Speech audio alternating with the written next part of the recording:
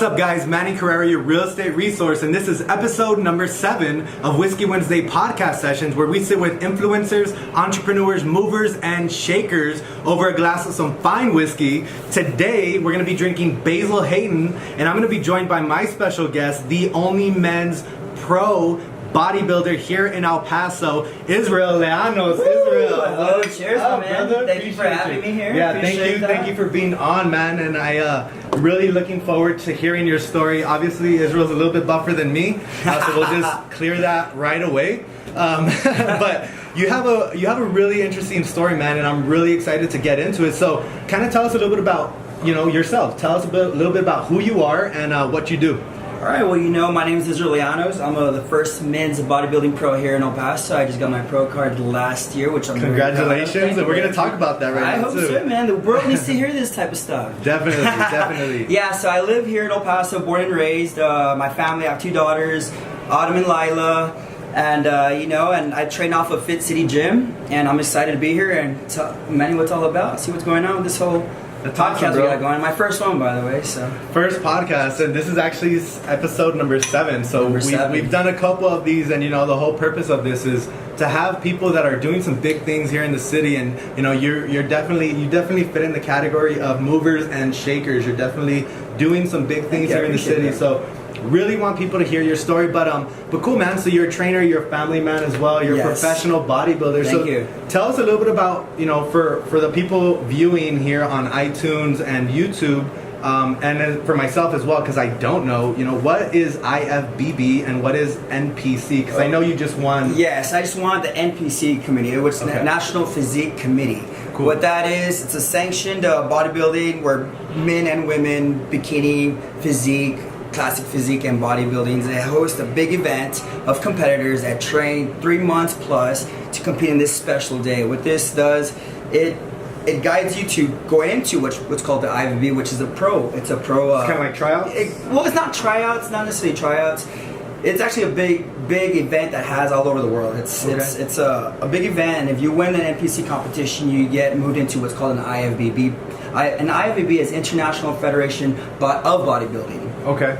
So that's like the best. Yeah, it puts you into the category of the Phil Heaths, if you're a bodybuilder, the Jake Cutlers, the Flex Lewises, all those big guys. So it's a big achievement for me to actually be in that stage.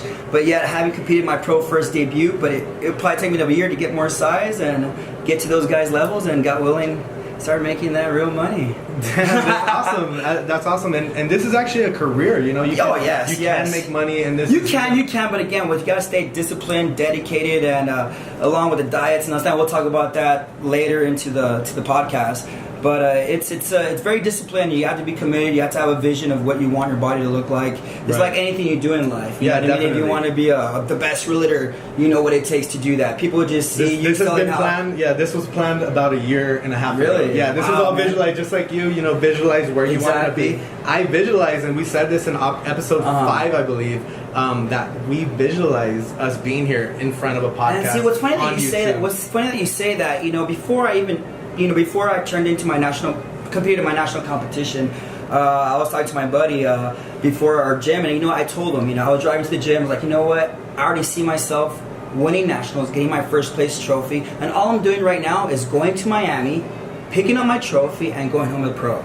I visualized that months before my competition. I felt it, I breathed it, I tasted it, and I just went for it. I knew no one could beat me because I was going to win. And that's what you have. That's what I think the blood and the mentality of a winner. You have to have that mentality. You have to. Why wake up? Mediocre to be mediocre. It's all about being the best, and you visualize that. So tell us a little bit about that competition. How was that for you? Well, going out to Miami. First of all, Miami is the city of dreams. It is. Right? I lived out there for 4 years. It's the most amazing city. Yeah, everyone there is beach body ready year round, and you know what? I've competed nationals. 3 years already. The third year I turned pro. So the first year I actually won. I'm actually undefeated in all men's categories. Oh shit. Bodybuilding, classic physique, and physique. There are different categories. The physique guys are the ones that wear board shorts, more for show. The pretty boys. Okay, the beach guys that walk out the beach guys, like more of an athletic type of body, a normal day-to-day guy that they see. And then there's classic physique, which brings you back to what the 70s bodybuilders look like. 70s, 80s. Mustache. Not really mustache, but now like bodybuilders now are overgrown. Yeah, you see they have the protruding big bellies. The 6-pack. Exactly. And they're huge, which is, what people look for nowadays, and that what bodybuilding is up to now. But they try and bring back the old classic physique, the the tapered waist, the broad shoulders, the big chest, but not too as extensive as it is now. Right. Well proportioned. Exactly, aesthetic, basically. And that's what they're measuring and judging you off of, right? Well, actually, they don't. Yes, exactly. There's what they do is it's like an X shape. So they do it by the shoulders, you know what I mean? How broad your shoulders are, and then a tapered waist, like an X. The broad shoulders, the middle of it is the waist, would be the waist size, and then the other would be legs. So that's what they do, and it's proportion, symmetry, definition, and the whole works. And of course, posing, routines, and all that's a plus. Yeah. Just to accentuate your good body parts. Right. And try to hide your bad ones. Hide your bad ones. Yeah. Keep them in your shorts. Keep them, yeah. In your thumb, whatever we use to pose.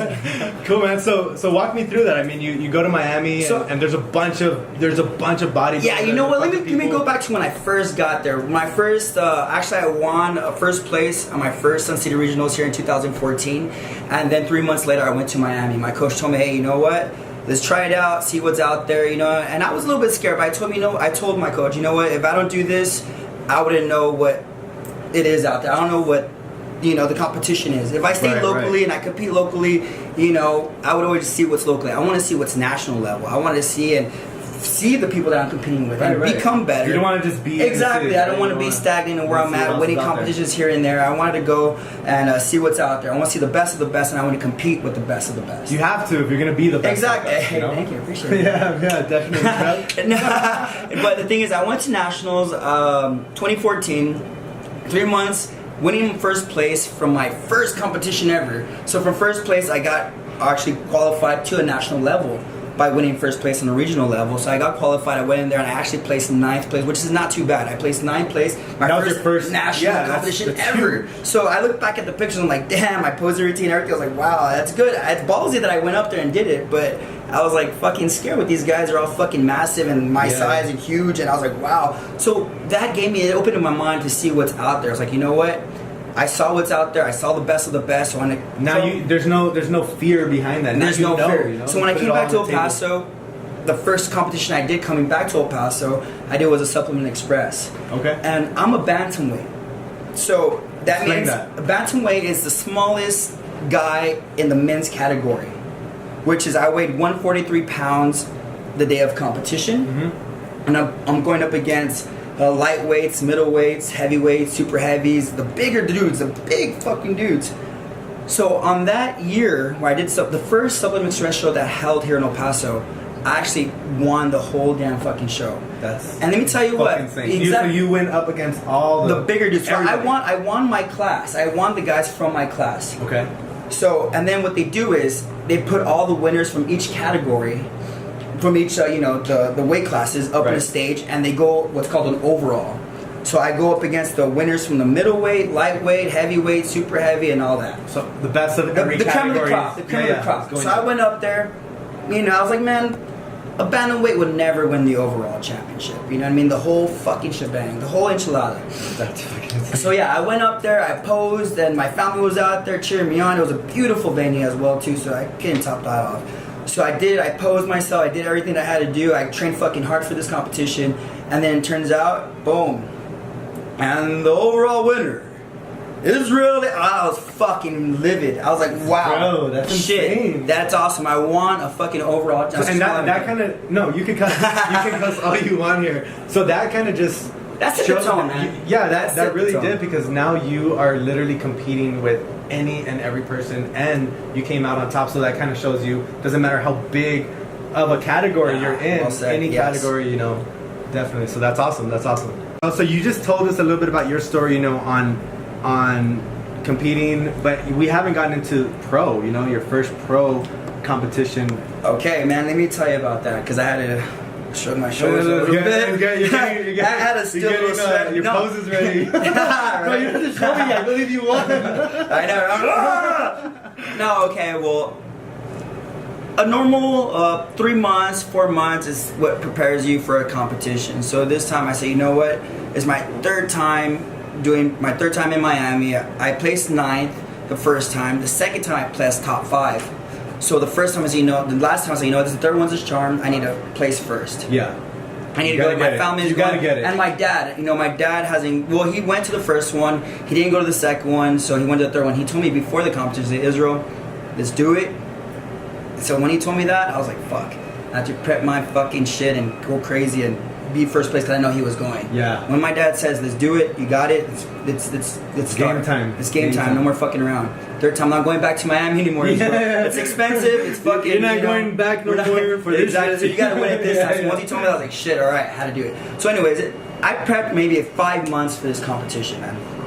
And again, it's extensive. It's more discipline than anything. The workouts are very hectic. They're fucking outrageous. Something that, once you give your all, and you have to, no matter what, you got to win. As far as family time, my children, you know what I mean? They were all there to support. They were there to support me. Even so all that gets your everything going. Gets everything going. My daughters even tell me, hey, Daddy, you cannot eat that because your competition, you're number one. So having my daughters telling me that actually motivated me, inspired me to be like, you know what? I'm going to do it. I'm going to fucking do it. So anyways, leading up to that, the workouts are extensive. The diet is it's grueling. Right. But again, if you have a vision, like you were saying, you do anything impossible to get. They're all stepping stones. It's all part of the progress. And I think once you understand that is part of the journey, and you've already mentally prepared for it, like I'm gonna get there, but you also understand the amount of work that's gonna have to go into it. Get to that. If you can understand that, then all those little stepping stones that you end up going through.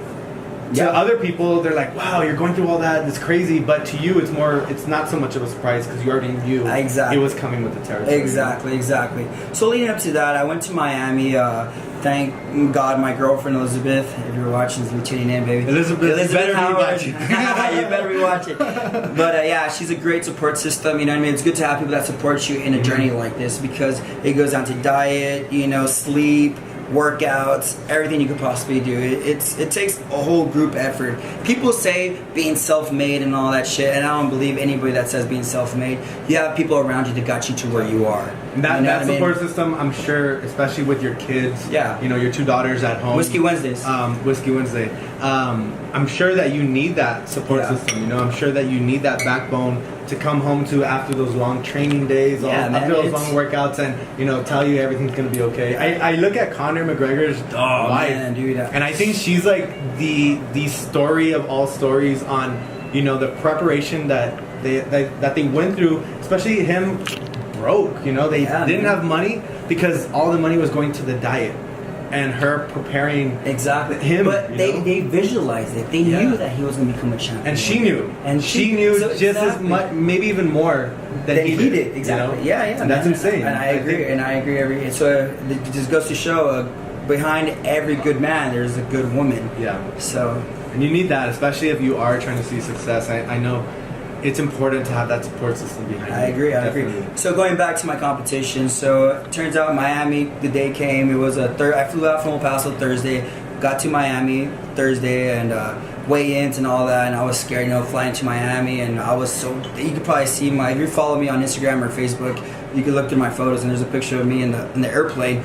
All like skeleton, dude. I was eyes were popping out. Dehydrated. I look like this. A fish out of the water. Yeah, right. Yeah, dude. And I couldn't even fucking drink water, so it was tough, man. It was insane. It was hectic, man. So you can imagine the state of mind and my physical form being and everything, how it was. But anyways, I went into weigh-ins, and the first thing I wanted to do was eat my steak. So after my weigh-ins, once you're cool with weigh-ins, once you meet your weight, you fucking start chowing down on your fucking potatoes, your steaks, but no water. That's the only bad thing. But so you still don't need water. Yeah, you still don't drink. You drink maybe water weight stays. Water weight. And the thing with that, it's very technical when it goes into peak week, because if you drink water, you start getting full. You know what I mean? So you overbloat yourself. So you have your muscles, but you don't see the fine definition when you're on stage. So tip number 1 from Manny: don't drink water. Yeah, don't drink water if you're going to the beach. And don't drink water. Take some diuretics. I'm just kidding. But a little water pill on everybody. No, yeah. So it was very hectic for me. But once I made weight, my family ended up meeting me, my girlfriend, my parents, end up meeting me later on that night because I got there first. Yeah. I flew into Miami first, so once they came, I felt more comfortable, and we stayed all together the same hotel, so that was good having the support. Everyone was catering to my mom. My mom actually shaves me. It's like a routine that we do because nice. as a bodybuilder, I've seen that on True Life. Yeah, right. Yeah, way back in the day. True Life. Yeah, really shaving the butt and everything. Yeah, shave everything. And it is my mom. She always did that for me. That's and cool, that's bro. probably the only person I would trust. So your girl loves your mom, huh? Yeah, she's she like, does. You got that one? You got that? You got that part? Alright, cool. so yeah, she shaves. Like it's a tradition, my mom. It's just a thing that we do. So she shaves me and all that good stuff. And and after that, Friday is actually what's called pre-judging. So in this case, you step in front. Competition Saturday.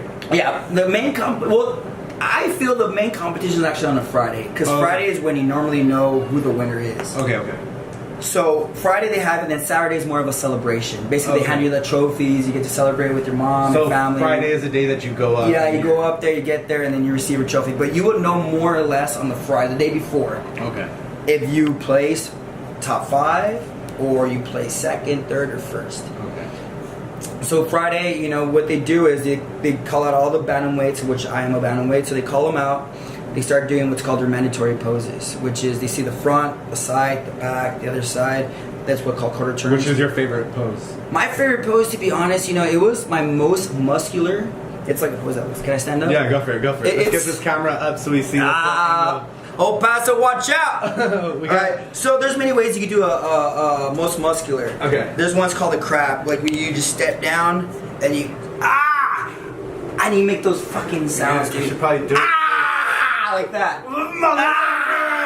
So you would do a double pump, you do a double pump, make sure the legs are flexed, and you just fucking blast it. So that was my favorite pose back in the day, but until I got more familiar with the whole bodybuilding thing, I figured, this is my favorite pose. So it's called a side chest. So what you do is, you slide this leg down nice, you feel that quad, and you throw your right arm, depending on which is your favorite, and you grab this, and you just squeeze it. You squeeze it. So it's showing you the quadriceps, the biceps, the shoulders, your abdomen, your chest. A little bit of everything. Yeah, so I think that's my best feature as far as bodybuilding. The crowd goes wild. Dope. It goes wild. Mine was actually. That's what they do. He did the side chest.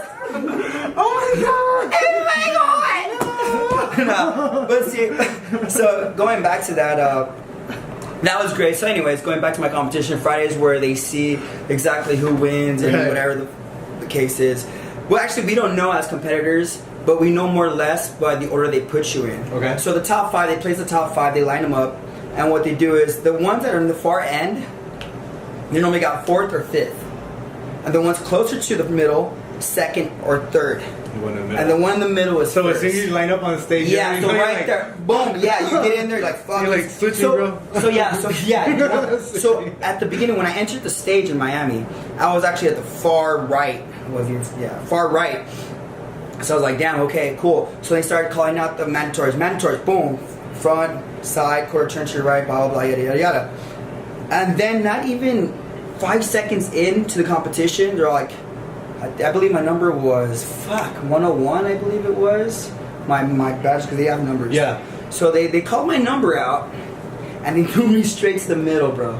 Put me straight to the middle, and amongst all the top 5 competitors in my category. So they move you from the right, from the far right to the middle. So middle, I was like, fuck yeah, number 1, number fucking 1. So I gotta hold it. So we gotta squeeze and everything. Start quarter turn to your right, quarter turn to your right, quarter turn to your right, quarter turn to your right, and I was still in the middle. And then from there, they do what's called the posing. The posing, they did the front double bicep, side chest, back double bicep. There's a number of routines that you have to do to show the judges. Okay, now the judges. Okay, so this guy has this definition, this he has this, and all blah blah yada yada yada. So and then they're like, all right, guys, thank you. Boom. So I left the stage being in the middle. So I told my family, fuck yeah. And it's not, we don't even know as competitors, we don't know for sure, guaranteed. But you were in the middle. Yeah, but from what the hearsay around the bodybuilding community is that if you're in the middle, you most likely got first place. So boom, it was great. I was Friday, I was excited. I was fucking kissing my mom, having a good time, my girlfriend, everything was fun. And then, I ended up being in the middle. all right, bantamweights, thank you very much. Boom, boom, boom, yada, yada, yada. I walked out. In my mind, I was like, shit, I turned pro. That's the only fucking thought I had in my head. So when you place first, you're pro? Yeah, so it's at a national level is the first place and the second place turn pro. And that's it. But the first Holy place... shit. What was that feeling like? Oh man, well shit dude, words can't even explain the feeling. Once Saturday, going to Saturday, and that's when they received the rewards and everything like that, they lined me up in the top 5, they started calling everyone out. 5th place, blah, blah, blah. 4th place, blah, blah, blah. I was like, fuck, I was just flexing it. 3rd place, blah, blah, blah. And then say, oh, fuck, hope I'm not second, hope I'm second. 2nd place, Joey, I forgot his name, but congratulations, Joey, if you're watching. Joey, congrats. So he got 2nd place, but then, hey, if you're not first, you're last, man. No, Joey. But congratulations to you, Joey. But, and then I heard, and first place winner, Israel Leanos. Oh no, I'm sorry. Israel Leanos. I didn't say Mexican, but Israel Leanos. You're in Florida, brother. Yeah, I know, right? Puerto Rican. Hey, coño, you won. Pick up your trophy, man. So anyways, they called my name out, and I got fucking excited, like hell yeah. So I went up there, I picked my trophy, everyone congratulated me and my competitors. You know, it takes tough, I know what they went through. Yeah. And so I give my hats off to them, or any competitor in that matter. You know what I mean? You're in El Paso, anywhere in the world. If you're competing, you know, strive for the best, work hard, and God willing, turn pro and even be better than that. You know what I mean? Win a pro show, and, you know, in all God's hands. Yeah. But anyways, I turned pro, and the worst that I've heard, man, going off that stage as a pro, when they have these guys that, you know, correct everything, you know, basically put order into the show. There's the guys in suits and all like that. So as I was walking down, the gentleman told me, "Congratulations, pro. Welcome to the IFBB." Wow!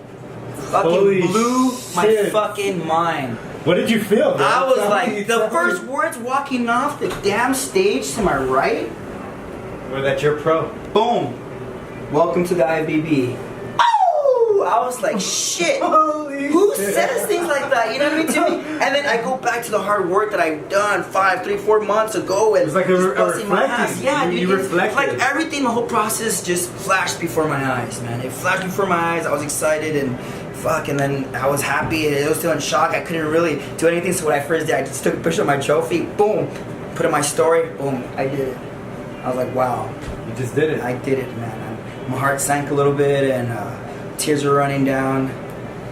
And man, all that hard work. So it goes to show. It goes to show, man. Like anything you do in life, whether it be bodybuilding, right? You know, your profession or something you're trying to chase in life, your career, your education. It takes sacrifice and hard work, man. It takes sacrifice and hard work and discipline and a good support system. Right. It's like I saw myself getting my bachelor's degree, working so hard my 4 years, and finally, hey, Leanos, here's your degree. That's why I found my way in the bodybuilding community, in the bodybuilding world. You know, as a fitness guy, I feel like I got my fucking doctorate degree. You know, getting my pro card. Yeah. You know, so it takes hard work. So if anybody out there is striving to be something, there be bodybuilding or bikini girl, or not only in the fitness community, but in your daily life, you know, if you're going to school, you have a dream, you have a vision, an actor, actress, something that might seem out of this world to you, but if you have the dream, if you have the desire to be that, you know, I used to look at videos when I was a little kid, man, and I see like all these professionals, artists. I always wanted to be an actor, man, and I would hear them say, you know, all you have to do is follow your dreams. You follow your dreams. Like, man, it's so easy for them to say because they're already there. Because I never knew what was behind that. Every single person, every person that's in the spotlight has that story. They have a fucking struggling story. They were never where they were. Exactly. You know? So now, I'm not saying I'm some sort of public figure or whatever. I am a professional bodybuilder, but you can't say that now.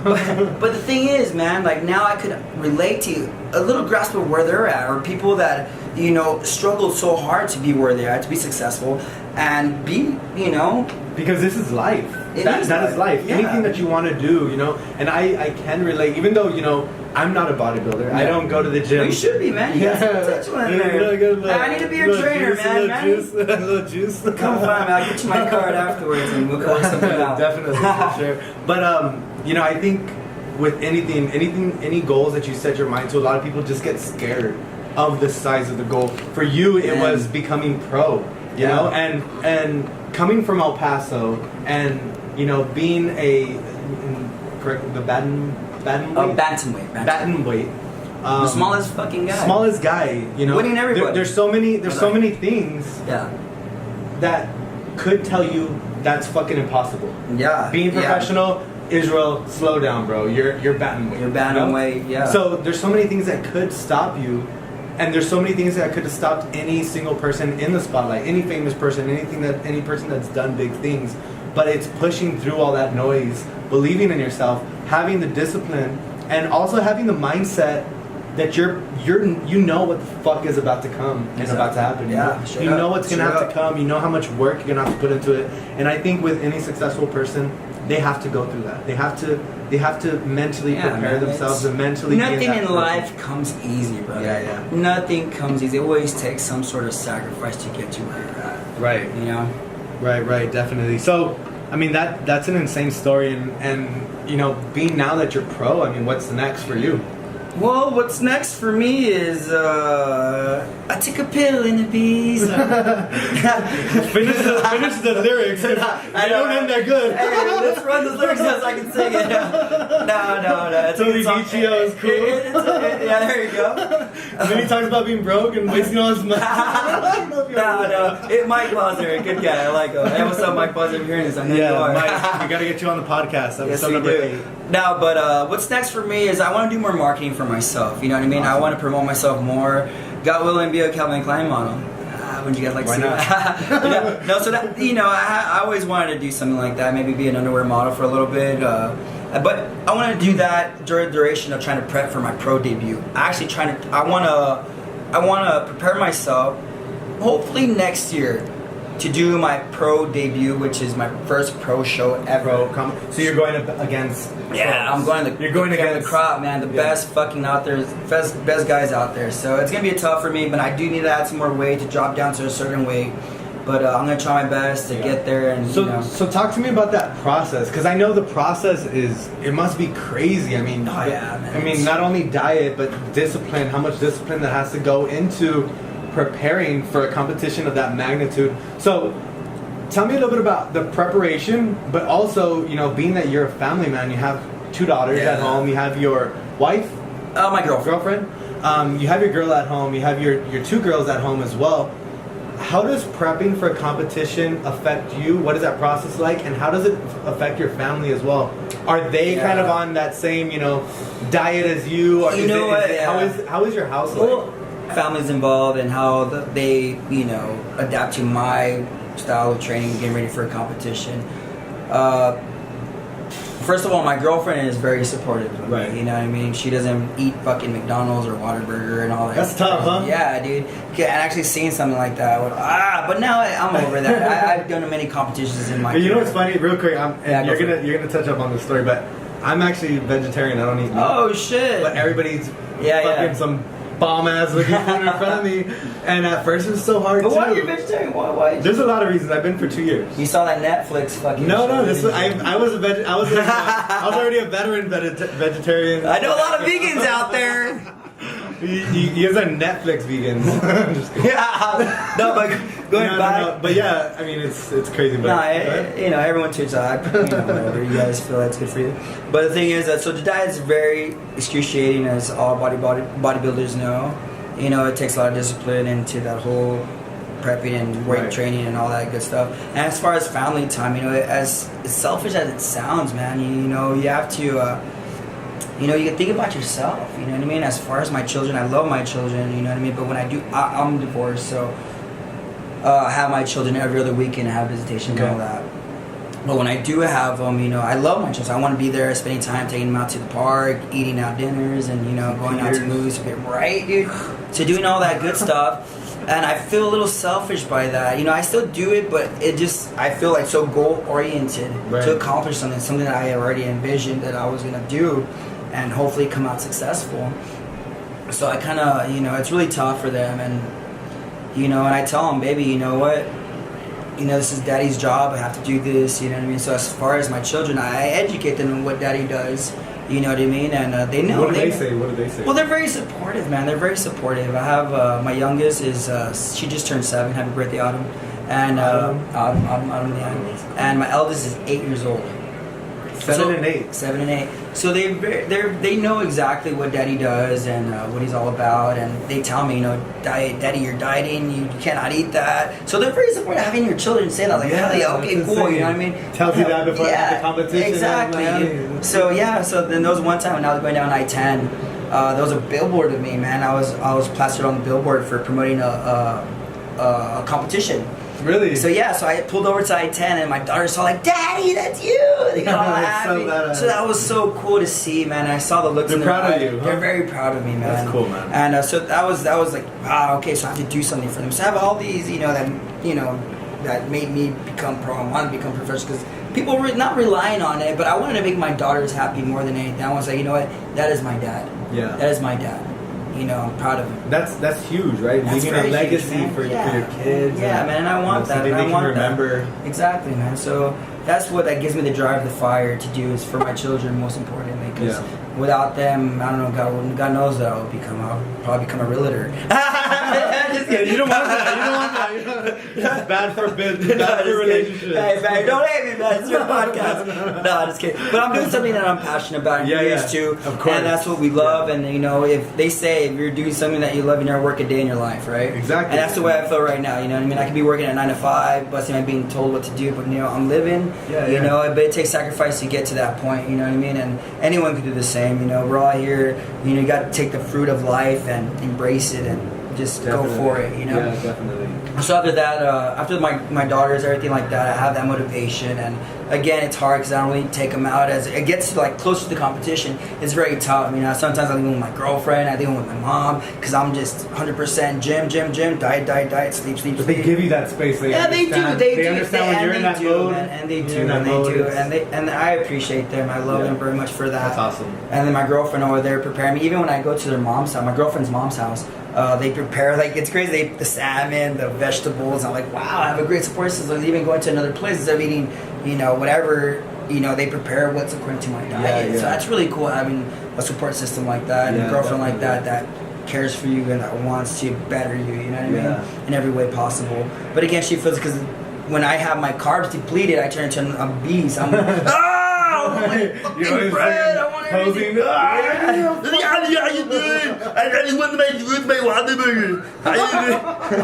So it gets like that, man. I heard Whataburger. Yeah, I love Whataburger. I love Whataburger. That's number 1 with cheese. Actually, I upgraded to the double patty with cheese. Oh, really? Man. Fuck. I'll get the number 1 too. Yeah. Without the vegan. Throw some hash browns on that. Throw some tofu on that burger. No patty, extra hash browns.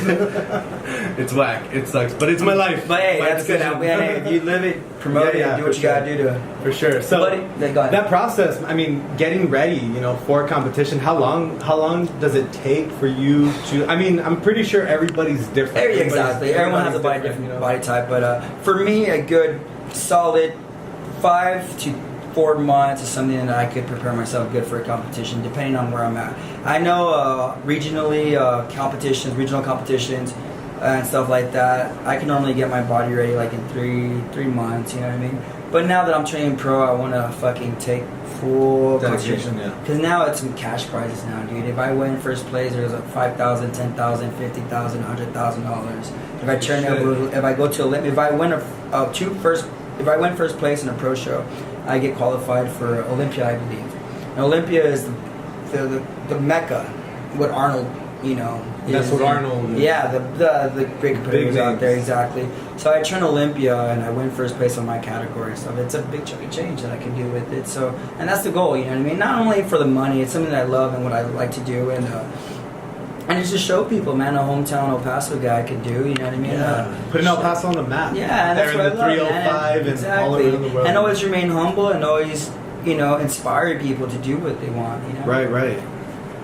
That's crazy. So you mentioned earlier that you had a coach too. Is that something that, you recommend, for the people that are watching on, iTunes, on YouTube, maybe thinking of getting into bodybuilding or competing and taking it, taking it to the next level. And how important do you think it is to have a good coach? But also, what kind of advice or tips would you recommend to somebody that is thinking about taking that career path? Okay, as coaching's involved, and it's all based on trust, man. You gotta do your research on your coaches and see what they're all about, look at their resume. And there's a lot of coaches out here that are really good as well, and you know what I mean, I'll hold nothing back to them, you know what I mean? They're doing a good job with other competitors. But do your research, you know what I mean? Yeah. Do your research on the competitor, on the coach. And as far as my coach, you know, I really trained by myself for the most part, man. And I had a guy that introduced me into the bodybuilding scene. My first competition was Johnny. They call him Johnny Lachingas. So if you guys, any competitors out there looking for an opposing coach, a coach to get you out there, it's Johnny Lachingas and Danny Samaniego. Those two guys are the ones that helped me out. Danny was the one that helped me out in my pro show. The last 3 weeks of my pro show, he prepped me out with my diet, my posing, which I really thank him for.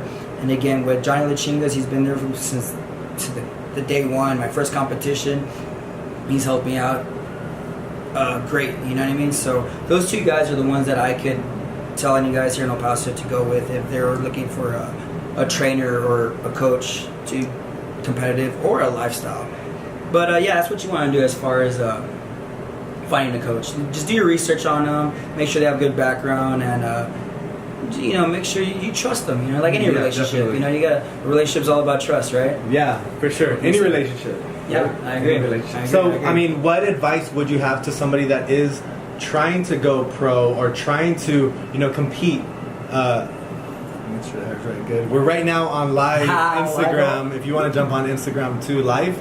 But right now we're recording Whiskey Wednesday podcast sessions number 7 with my good friend Israel Leanos. He is the only men's. Who are you kissing? Hey man, I was kissing myself. Kissing my network. The men's bodybuilding pro here in El Paso. Yeah, only men's professional bodybuilding pro here in El Paso, sharing his story a little bit about, you know, his competition. You actually placed first place in 2017's NPC Nationals Championship, and you know, representing for El Paso, talking a little bit about his story. Right now we're kind of going over the progress or the prep that it takes for him to, you know, kind of prepare for a big competition like this. Being pro, you know, you're getting ready for your next pro in a year. So, got one in a year. I plan to do more marketing for myself, business wise, and for sure. So he's, you know, definitely a lot of things coming. So, you know, talk to me a little bit about the progress or your process. You know, now you're a professional bodybuilder. We're on live, so okay. We're on live. So we're just gonna keep it rolling. Okay. If you want to just stop and then just jump right back on. You're live on too? Okay. That's fine. It's recorded.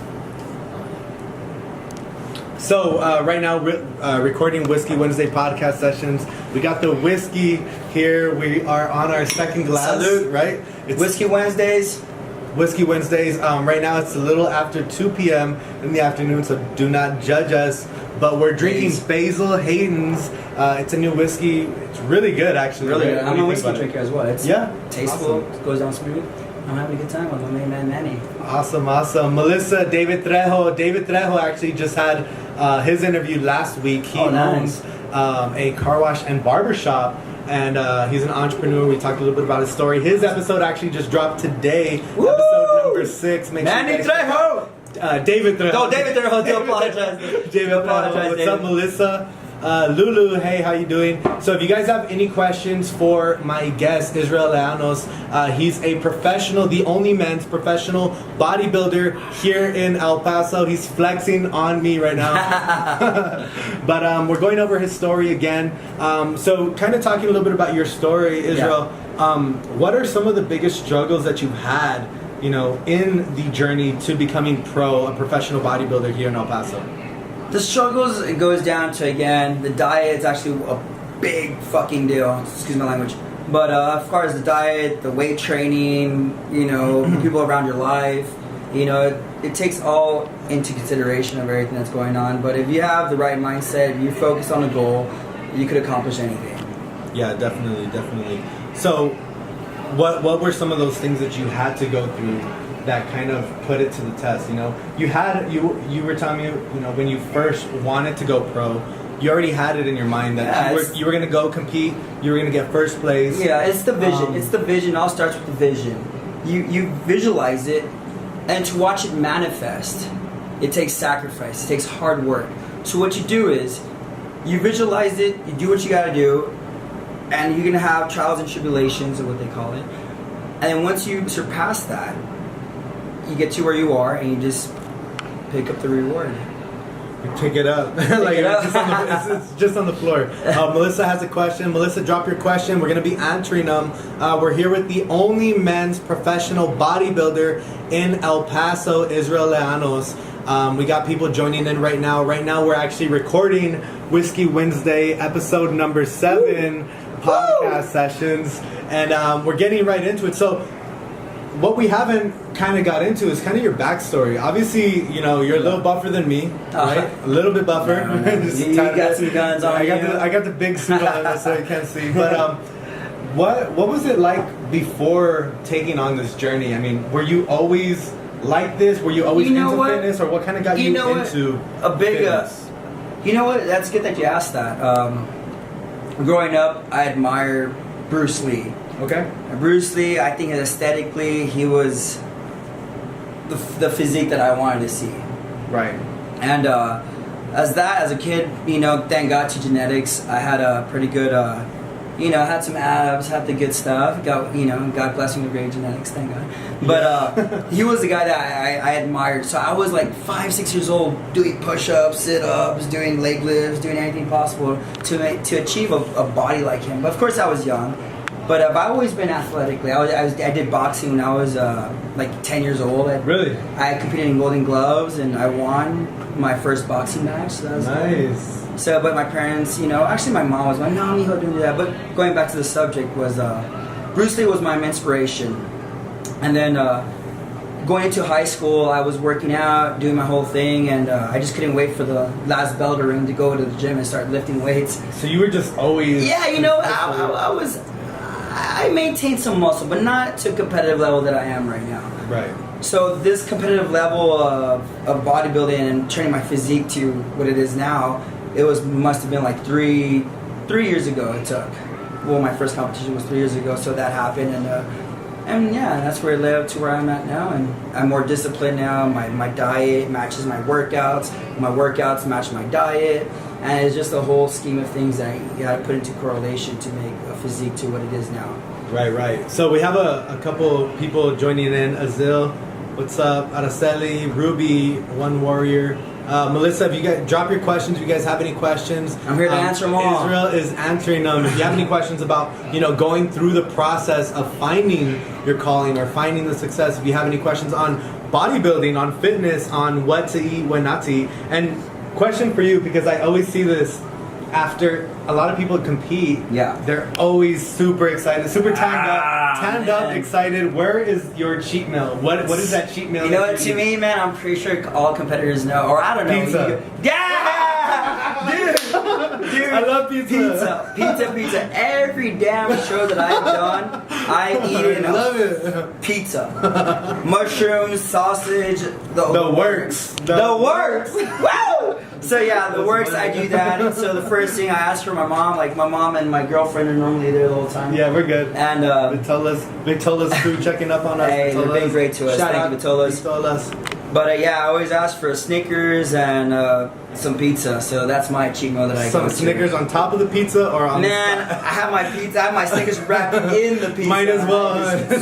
I just let it consume. I don't even chew. I just open my mouth and I drop the pizza in there. Damn, that's insane. I actually have cheat meal every Monday, Wednesday, Friday, and Sunday. Pizza is life. It is life. It really is life. But I did actually eat some Grimaldi's yesterday. I went to the golf. So I good, went to man. the driving range on Lichabino, hit some balls. Where'd you go? Ate some pizza. You know what? That's actually the top golf of the east side. the ghetto? No, it's a good place. I see shit golf. I see shit somewhere. That's the top golf of the east. No, hey, come on. It is. It's honestly fun though. I mean, very fun. It's super affordable. I think I got 120 balls yesterday for like $10. Damn, that's great, man. You get the clubs there. You could take food. You just can't take beer, but they serve beer. They serve beer, yeah. That's they really serve fun. alcohol Yeah, there. So yeah. it's really cool. But yeah, I hit some balls yesterday. So that's good. So the pizza was the thing. Yeah, I had to get some carbs to burn them. You know. Hey, I was hitting the shit out of that bar. That I actually love golf, bro. Do you really? Hey, man, we need to go golf sometime. Really? Man. Yeah, I do a little bit of. There's the main man Benny. Benny, he owns the golf course on Hawkins. I think it's the Lone Star Golf Course. Really? It's really cool. Yeah, I'm really cool friends with them. So we should go sometime and shoot some golf at Lone Star. Really, for sure. Yeah, Let's do it. I know one of my clients actually, Caleb Barber. He's relocating back to Louisiana. Or Illinois, I'm sorry. Illinois to Louisiana. But he's a huge golfer, so we'll probably bring him on before he... Hey man, well I'm not that big time. I want to be I'm a pro bodybuilder, but now I want to be a pro golfer. Give me some time. Hey, you're working on that. I'm working on it. It's in the making. Trying to work on my back swing. Yeah. Cool. So we're talking a little bit about your story. We're talking a little bit about bodybuilding. You're the only men's professional bodybuilder here in El Paso. Is there any women bodybuilders? Yes, there is. There's actually, I believe there's, man, correct me if I'm wrong. I don't want to miss anybody out there, but I know there's two bikini girls and one figure girl. I know there's Lizzie Martinez and shout out Lizzie. Natalia. Shout out Natalia. I think her name's Natalia. I do apologize, guys. I'm not good with names. And there's a figure girl. There's a figure girl here in El Paso that actually has gone to Olympia. Really? She works out at the gym off of Wrestler. She's badass. She's always ripped year round, and she competed in Olympia actually the past 2 or 3 years. Wow. Yeah, so it's very impressive, and that's where I want to go. That's where I want to be. I think I belong there. Olympia. So what is that progress like for you now? Obviously, so we talked about the progress or what you have to do to go pro. Yes. Right. You have to place first or second. First or second on a national show. Okay. And I believe there's 4 national shows or 5 if I'm not mistaken. There's a Pittsburgh, Vegas, Miami. Did I say Pittsburgh? Miami. Shout out. In Pittsburgh? You did? Yeah, Pittsburgh, Miami, Vegas, and I believe there's one in New York or Jersey. I'm not sure.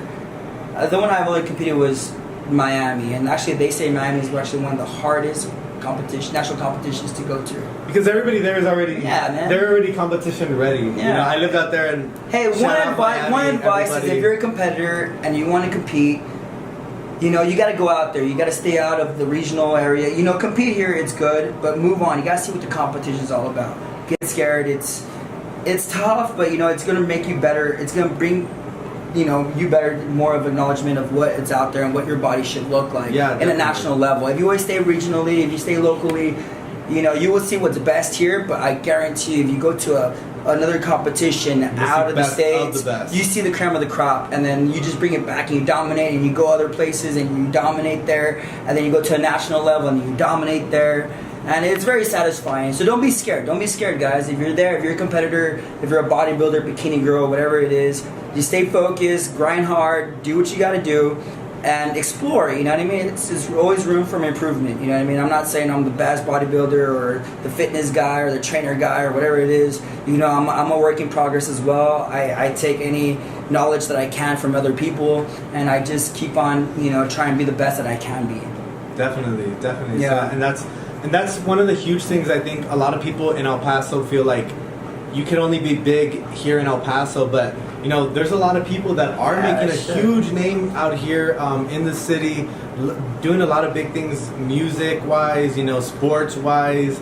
Now we have bodybuilding wise, real estate wise, Hey, Khalid, hit me up. Khalid, I want to really get Khalid on this podcast, bro. Hey man, we gotta even if he doesn't drink whiskey, we'll get whatever he drinks in here. Hey Khalid, whatever it's gonna cost. Anytime you're in El Paso, Khalid on here. Come to me. I'll train you. We work something out, Khalid, and we'll get it going. And when you're ready for your house, Khalid, I got a castle lined up for you somewhere in the city. You name the spot, and I got it for you. So. Cool, man. So we're talking a little bit about your story. We're talking a little bit about bodybuilding, competing, setting goals, killing goals. Being disciplined. We've talked a little bit about your support system, having a good support system, especially for you. Being competing, you have to be disciplined all around. You know, it's an all around. All aspects of life. Yeah. Anything that comes to you have to be disciplined. It all takes consistency, discipline, and a vision. Yeah. You know what I mean? You gotta have all those three factors, or even more. You know what I mean? Just to get to what you need to do as far as being a bodybuilder, business person, or going through school, getting your degree. You gotta be consistent, because if you don't show up to class, you get an F. Yeah, you definitely. know. So what's the purpose? Fucking quit. You know. Yeah. So for somebody that's not even close to, or doesn't have the big goals of being a professional bodybuilder, but somebody that just wants to get in shape. Because you're a trainer as well. Yes. Right? So, first of all, where do you train? And I train here at Fit City Gym. It's off of Garufa. It's off of Mesa. It's 5411 Fit City Gym. But you guys can contact me and we'll work something out. If you have my Instagram, you follow me on Instagram or Facebook. You guys could just shoot me a message, DM me. I actually do online training as well. So if you guys shoot me a message. And we'll get back to you. I'll get back to you as soon as I can, and we'll work something out. It's that Basil Hayden's. We're on our second glass of some whiskey. Dude, these snifters are very nice. Yeah, these are. They're really nice. You know what I do? You know what I do? I actually mix my pre-workout in some of these. With whiskey? No. Hey, wouldn't that be great? I need to try it. Dude. No, I just I mix it in there. I put some LaCroix or some Topo Chico. Okay, some little topo. A little topo don't hurt nobody. Hey, and that's a good thing for all the viewers out there watching right now. Topo Chico with pre-workout, it's great. So try it out if you guys haven't tried it out. If you guys use regular water, shout out Topo Chico, sponsor me. Yeah, Topo, we've been trying to get a little sponsor from you. Topo Chico. So going back to the question, what advice would you have to somebody that's just trying to get in shape? Not necessarily compete, not necessarily go pro. Basically a lifestyle type of deal. Yeah. Okay, someone that's trying to get in shape, you gotta start off, you actually gotta talk to yourself in a way. You can be like, okay, what do I want to do, or how far do I want to take my body? First of all, look for a gym. Look for a gym that you feel comfortable in. Right. Look for a gym you feel comfortable in, know the area, know the equipment. And then if you need a trainer, look for a trainer. See which is something that you feel comfortable with. You trust your trainer, because the trainer's going to take you to a place, healthier you, basically. Right. So make sure you trust the trainer. And keep going. Sorry. Okay. We're still on. You trust your trainer. You go ahead, and then you tell them. Basically, tell them. I recommend if you're trying to get started. Let me see. I'm sorry. Excuse me. Right now, recording episode number 7 of Whiskey Wednesday podcast session with my guest Israel Leones. Leanos. Come on. God damn. We all make mistakes here, right? Yeah. So he is actually the only men's professional bodybuilder here in El Paso. He's also a trainer. Yes. And right now, we're kind of giving you some tips. If you're not thinking about going pro. You're not trying to compete, but you just want to get in shape. You just want to get, back on track. Track. If you're pregnant, you're losing that, or post-pregnancy or whatever, and try and get a healthier lifestyle.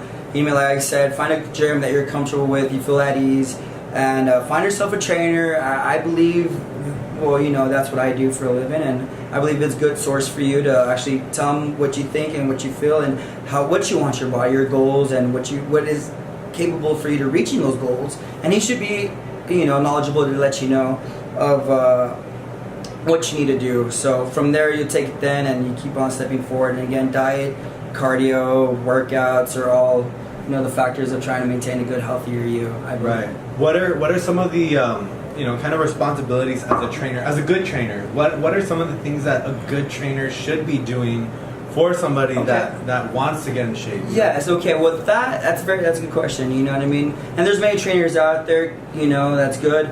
But the thing is, what I recommend, if you're looking for a trainer, do your research for sure. That's number one thing. Do your research upon the trainer, because you're not only you're investing. You know what I mean? You're investing your time, your money, and basically you're holding them reliable to the outcome of your body and your health goals.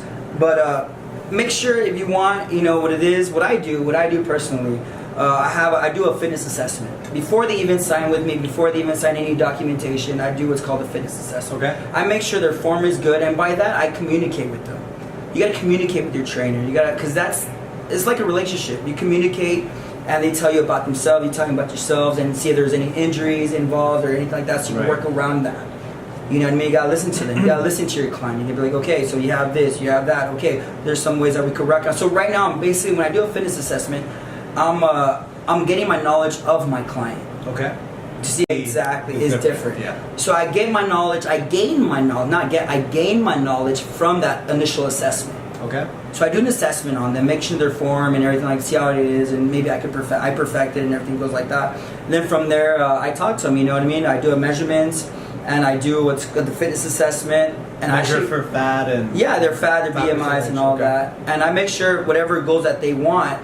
Whatever they tell me, okay, Israel, I want to lose weight, so right there I get the program ready. Okay, it's going to take me this time to get that program ready, all this other good stuff, and see what we could do to actually start orchestrating the workouts for them. Okay, cool. You know what I mean? Every month, I just hired some guy, his name is Gustavo, from Texas. Shout out Gustavo. Gustavo from Texas A&M. He actually doing my measurements for my clients. Nice. So I just hired him, and he's doing my measurements for my clients. So we keep a track record of all my clients. Something new on Paso. I don't know if anybody's doing that right now, but if you're a trainer, that's something that you could possibly do for your clients. A service that you can provide for your clients is hire, or you do it yourself, doesn't matter.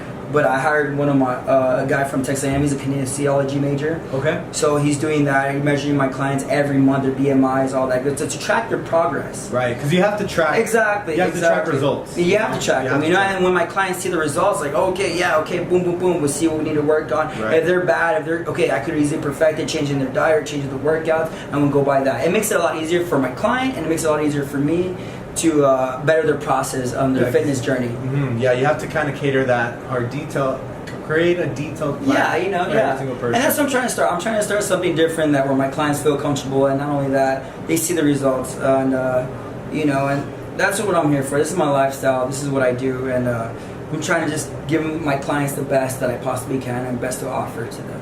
Definitely. So you said you do also some online training? Yes, I do some online training. Actually, my website's being built right now. It looks amazing. It's gonna make it more accessible for my clients or people that are interested in online training to get the workouts in, to show them the proper forms, and have videos, clips of the whole workouts and stuff like that. Even some free informational tips that you guys could use as well.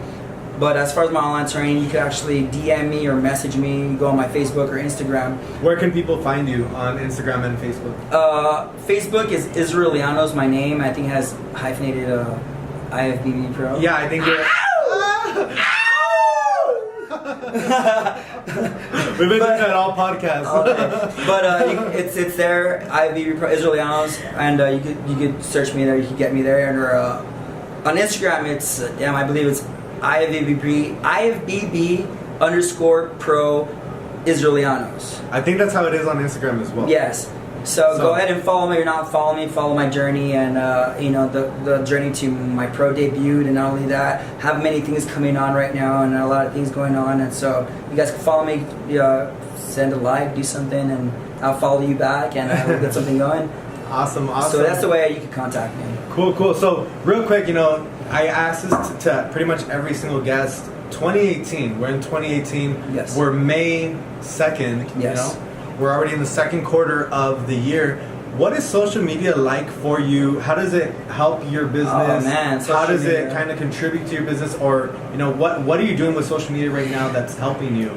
Because I know for me, I could tell you for sure, like running this podcast on iTunes and YouTube, having my vlog coming out every single week on YouTube, all the content that we're putting out on Facebook, Instagram, and Snapchat, providing for free, without expectation. Exactly. So how does that kind of help your business? How does it help you grow? Well, social media, what can I say, man? It's the best marketing tool that anybody, self-entrepreneurs or business people trying to get their name out there and trying to promote something. Right. Social media has been a big, influence in my career, in my life, and if it wasn't for social media, man, like damn, I would have to pay trillions of dollars to have my name plastered somewhere or in a magazine or on a yellow book. Mm-hmm. Man, do you know what the fucking a phone book? I do. Bro, you were talking. I thought you were in a museum. Or no kidding, right? Museum, that's so much technology has involved. You know what I mean? Yeah, how much we rely on it.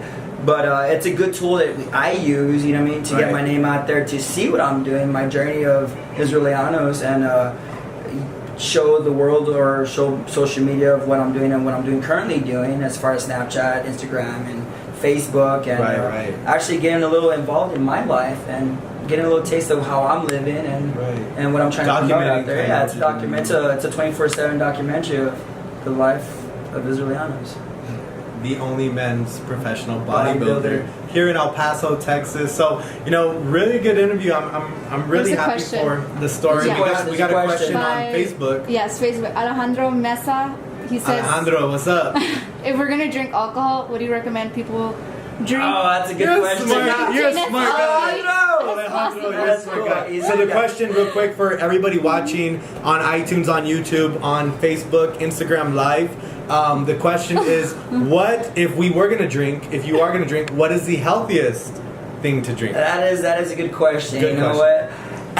I'm not a big drinker to start off with. I'm enjoying my company here and doing my first podcast ever.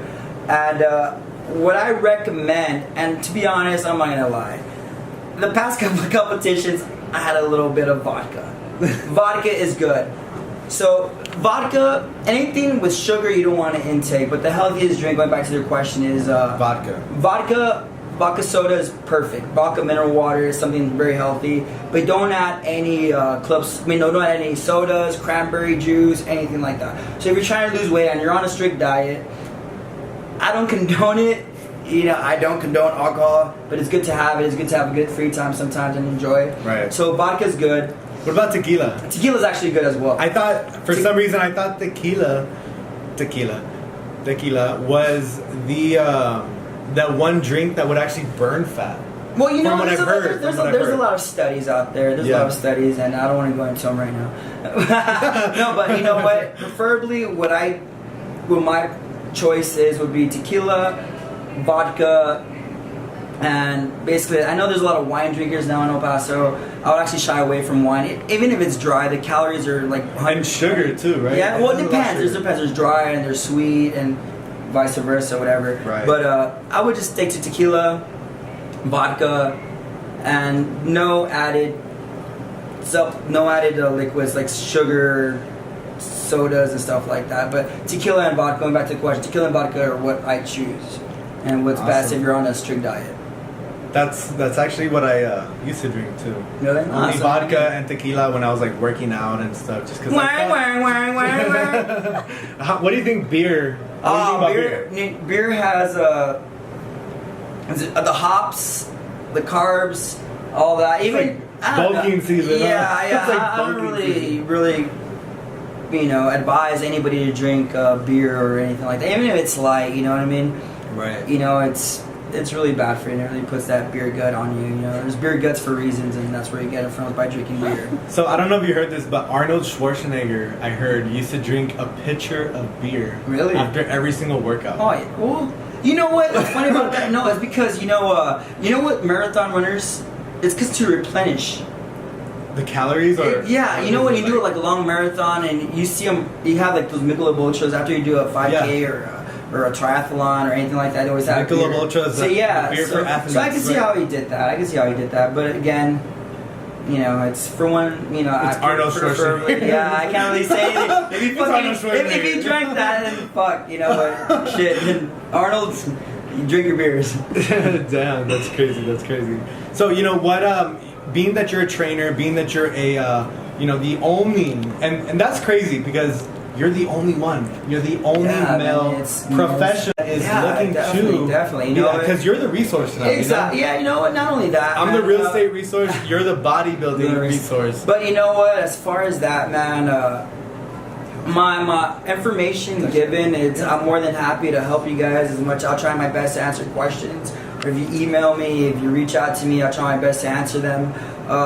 there's no such thing as my chip on my shoulder. I don't feel like I'm better than anybody. Trying to feel like, oh, just because I'm IFBB pro, like, you know, I'm the best. I walk around like that. You know, I'm wearing a long sleeve for crying out loud. I'm not trying to be up here in a tank top, showing off my muscles or anything like that. Even though you got better parking than me. Even though you got better parking than me. I did get better parking than this young man. Right in the front. I parked right in the front.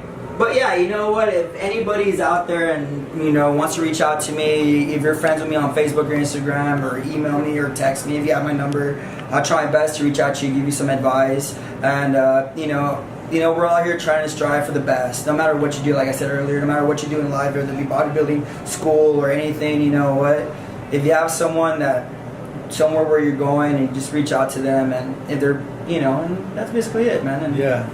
Cool. That's all I'm trying to do. And, you know, for the viewers here on YouTube, on iTunes, on Facebook, and Instagram Live, on Snapchat, on every social media platform that we could think of, you know, I think if you have listened to any of the previous 6 episodes, every single guest has the same kind of input. You know, every single guest that's on here is an entrepreneur, an influencer, a mover, shaker. You definitely fit into the category of movers and shakers, and everybody fits in. You know, has kind of the similar, a similar story as far as, you know, whatever you do, be the best at it. You know, whatever you do, you know what? That's funny be you said. I'm sorry to cut you off on that, but I have a really good story. Like what he said, be the best at whatever you do. My grandfather, I remember growing up, must have been I'm a small guy, but this guy is like 6'3", big dude. This is your grandfather? He's my grandfather, yes, my grandfather. And I was like about 10 years old when I vividly heard him say these words, or what he was saying. You know, I have a lot of uncles and tias and stuff like that, but we're around the table, and he always sit at the end of the table. Always sat at the end of the table, you know, we're all there listening. He was very charismatic. He's a very charismatic guy, you know what I mean? Very charismatic man. And I remember one thing, I was at the side, somewhere around the edges or something like that, and he told the group of people that were around that table, he said, if you're going to be the best at anything you do in life, be the best. If you're a lawyer, if you're a doctor, if you're whatever you want to do, but make sure be the best at whatever you do. If you're a janitor, if you're the poorest person in the world, if you even sell drugs or anything like that, be the absolute be best. The best drug dealer you can be. Yeah, he said just be the best at whatever you do, because that's what holds what you need to do in your life. And you know, I think it's so important, because that's exactly what my dad kind of instilled in me. My dad is one of the hardest working hustlers that I've ever met in my entire life. And one thing that I remember him telling me growing up is, it doesn't matter what you do, be the best. And I would see it every single day, him waking up at 3 a.m. to go to Coca-Cola, you know, and he's like, I'm filling up the Coke machines, but I'm the best at what I do. I don't call in, he doesn't call in, he doesn't do anything, because at the end of the day, your name and your reputation is behind everything. And that's what I say, man, like, to me, I say my name is Israel Leanos, and I'm proud to say my name is Israel Leanos. For any individual watching this or doing what they want to do in life, you got to hold weight behind your name. Right. Your name means something. You know, you're the only one. Exactly, You're the only one with that That's name. why I'm happy to say my name is Israel Leanos, and that's it. You know what I mean? My dad, I remember when I was a kid, my dad, I used to do shit half-ass. I used to be one of those half-ass people.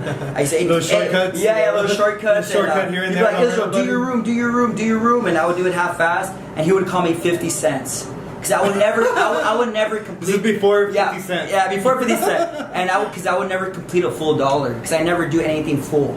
He said, hey, 50 cents, come over here. 50 cents, come over here. And I was like, what the fuck? Why is he calling me 50 cents? And he told me, because you never complete a full $1. You never do your shit all the way through. You never complete anything that I tell you to do. So when he told me, like, shit, man, I gotta take integrity of what I do. My dad's saying that. My dad's been an impact in my life. He's a very good man. Yeah, and I think it's scary, bro. When I think about legacy, when I think about what I'm doing every day, like, I wake up every single damn day, no matter what I'm feeling, no matter how I'm feeling. I wake up every day and I know what I have to do, and I know I have to do it. I can't not do it, because if I don't do it, the only person I'm letting down is myself. The only person I'm failing is myself. Exactly. And going through that where you know that you have to, you have to just do what you got to do. You can't let excuses or let the way you feel get in the way of what you need to do and what you want to accomplish in life. Exactly. And again, there's always trials and tribulations of what life dishes at you. But again, if you have the vision, the mindset, and your goal, to do whatever you want to do, it could happen. You know what I mean? But you got to surpass that. You gotta be smarter than life in some ways. Like what I always say, you don't build your life, you create it. You know what I mean? Yeah, you create your own life. The way you want to live is up to you. No one else. Don't hold the key of happiness into someone else's pocket. Yeah, definitely. Never. And we talked about that. We talked about that last 2 episodes ago. Yeah. Being 99% happy. Yeah. A lot of people are watching this podcast on iTunes, on YouTube, and a lot of these people are 99% happy. A lot of these people aren't satisfied with what they're doing. They haven't found, that Sorry, passion. the whiskey's kicking in. Whiskey. It's Basil Hayden's. It's really good. Smooth, really smooth. Hey, thank you, brother. Yeah, of course.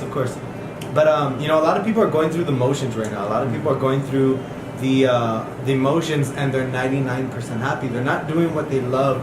And on this podcast, I'm interviewing people that have figured it out. Yeah. Have already gone a little past that phase and have figured out what they're wanting to do, what they're doing, and have figured out how to make a big impact on their life, how to be happy. Exactly, yeah. So I think with everybody watching here, if you're not doing what you love, if you're 99% happy, you owe it to yourself to get that extra 1%. Don't forget about that 1%, because that 1% is probably what's holding you back from doing the thing that you love compared to the thing that you like, and we have Israel Leanos here, only men's bodybuilding professional here in El Paso, and he is literally a testament to what we're talking about.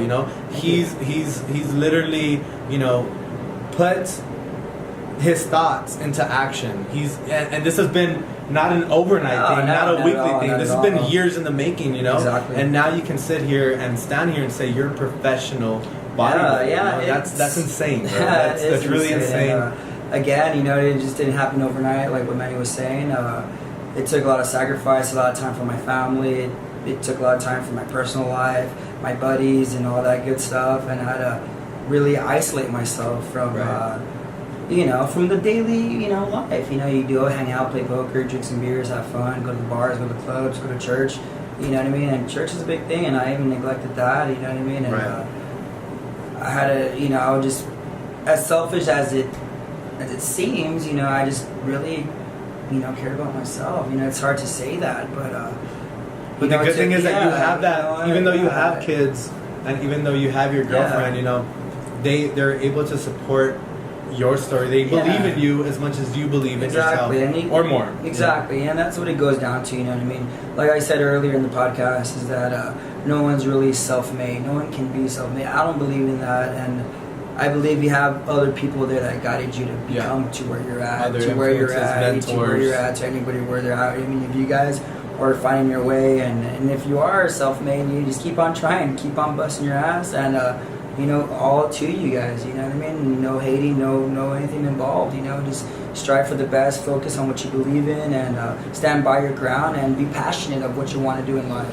And anything is possible, Israel. And for you guys, make sure you guys listen in on the entire podcast. You guys get to hear Israel Leanos' entire story on how he became a professional bodybuilder, on all the struggles and things he had to go through. Make sure you guys listen to the next podcast, episode number 7, coming out next Wednesday. But really interesting story. I'm really excited to for people to hear the entire story, bro. I really think you guys got to tune into that. Yeah, I think you have a lot to definitely share with people. So what is the one, takeaway that you want people listening on iTunes, on YouTube, on Snapchat, Instagram, and Facebook to leave with today with your interview? You know what? It might sound cliche as it is, many people have said it before. And I just gotta say, follow your dreams, guys. Follow your dreams. I was once that little kid looking at screens, looking at TV, and hearing my idols say, what all you gotta do is follow your dreams and work hard, and you'll be there. And if there's something that drives you crazy, that you want something, you could actually taste it and feel it and believe in it. You find that drive within yourself. Go for it, man. Go for it. Just put that mind the body to use and create something that you created in your mind already. So all it is visualize it and let it manifest. Yeah, be the best you, be the best version of you. You know, it makes no sense to wake up and want to be second. No, you know, I know you didn't wake up and want to go to Miami last year and place second. You know, you wanted first. You visualized first. A wise man always once said, "If you're not first, you're last." You're last. Ricky Bobby. Ricky Bobby. Ricky Bobby. So hey, you gotta be first. Yeah. So put that mind state in there, acknowledge it, believe it, have faith in your own self. Because no one's gonna have faith in you unless you have the damn faith within yourself. Bleed it, love it, leave it. You focus on it and you put your drive into action, and don't let no one hold you down, guys. Love yourself, believe in yourself, and that's it. You guys are gonna go far, you know. And that's the whole point of these podcasts. You know, I love having people like you that are doing big things here in the city. I think El Paso is super underrated, especially for the people that have been living here their entire lives. You know, people don't understand or see how many big people and players we have in in the city and making a big impact on the city. So cool, man. I really appreciate you being on here. We have a whole bunch of people still jumping on. Awesome. You guys have any questions for Israel, drop them here. He is the only male professional bodybuilder here in El Paso. He's professional and gonna be competing next year. Next year, guys. I will be seeing me, and if you guys follow me, please. If you don't follow me now, please give me a follow. You'll be seeing my journey through there, and God willing, you'll see me underwearing modeling for Calvin Klein. He wants to be an underwear model really bad. That's the goal! Calvin Klein, reach out to me! I want to be a model! That's all I want to do! Underwear, send them our Screw way. bodybuilding! I don't want to be an IFBB pro. I want to be a male model. Like Zoolander or something. Come on. We got to get some underwear on this guy.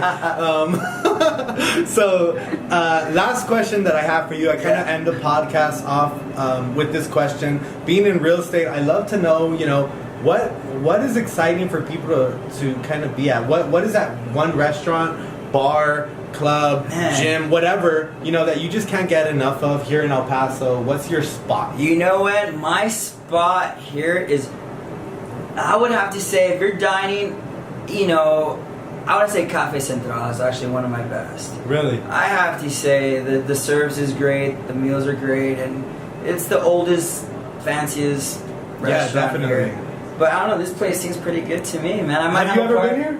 I've been here once before. One time, okay. But they were telling me that we could host a party here, and all we have to do is have our people that we bring in spend more than $20. So we probably spent 3-4 times that on all this whiskey and but you know what? Hey, Vitolas.